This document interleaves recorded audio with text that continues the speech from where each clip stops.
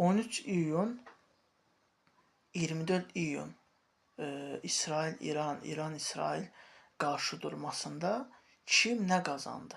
Tərəflər nə qazandı? Onu sizə izah edəcəyəm. Birinci İrandan başlayaq. İran bu 13 iyun, 24 iyun qarşıdurmasında İran qazanmadı. Və bütün dünya şahid oldu ki, İran qutu dövlətidir. Yəni İran dövlət deyilmiş. Təsəvvür edin. 13 iyuna qədər İsrail İranda PUA bazası qurub və İranın neft emalı zavodların, nüvə obyektlərin bir-bir, nüvə professorların bir-bir məhv etdi. Bu İranın zəifliyidir. Amma İran dünyada özünü necə aparıldı? Güclü dövlət kimi.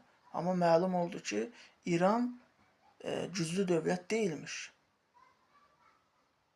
Bu qədər. Yəni bu 13 iyun, 25 iyun, 24 iyun qarşıdurmasında İranın iç yüzü bu olmuşdur. İsrailin qazancını olmuşdur. Amma 13 iyun, 24 iyun İran-İsrail qarşıdurmasında İsrail də qazanmadı. İsrail də istədiyinə nail ola bilmədi. İran kimi istədiyinə nail ola bilmədi.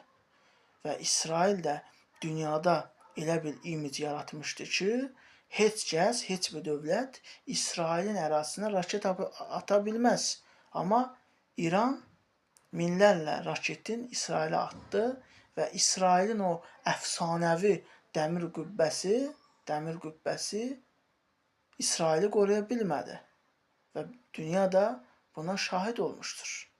Yəni 13 iyun, 24 iyun qarşıdurmasında nə İsrail, nə İran tərəfi qazanmadı.